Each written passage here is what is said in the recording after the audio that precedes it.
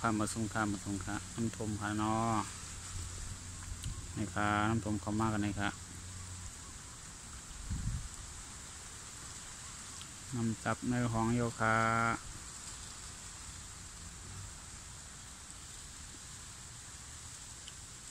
นี่ครับเหมือนตั้งน้ำไหลกันเลยค่ะเนาะ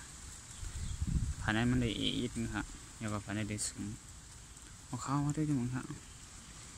น้ำต้มยาวไปหมุนปลาไปให้เนาะเดี๋ยวเป็นปลาที่เฮ้ยนายช่องด้วยกันเนาะเดินตามกวางคำบ่อันนี้กันนะโอ้ปลาค่ะปลาเดี๋ยวมึงค่ะเริ่มนำไปเจ้าค่ะไม่ได้ไปหันตู้ค่ะนำคนนี้ขนาดหัวพวกกัดจำเขาในคดีไปหัวเนาะฮะเพิ่งโอ้เปลี่ยนมันเลยแค่นี้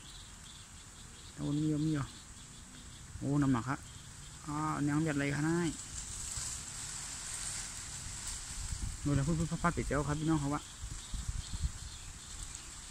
เราน้ำมันได้ขนาดไหน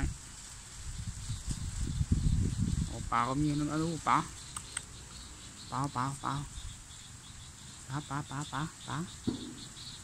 นู่นกูมันต้องหิวนู่นโอ้เขาเรียนเขาครับเรียนเขาครับข้าดูปีเจ้าขนอโอ้หันมาในคุกจะได้มึงเขาขนอข้าวมันสร้างน้ำหน้าสร้างน้ำเหมือนข้าวหน้าขนออยู่ปลาปอกปลาสังนี่ขนอนั่นเขาขนอโอ้มีไอตัวคนนี้นี่เป็นนกย่างเขาแน่นกย่างมาเอาเขาน่าที่หาไตเหมือนเขาเนี่ยตามมันตื่นนะกินได้ค่ะเนี่ยนกย่างนกย่างหมดเลยอยู่ในนั้น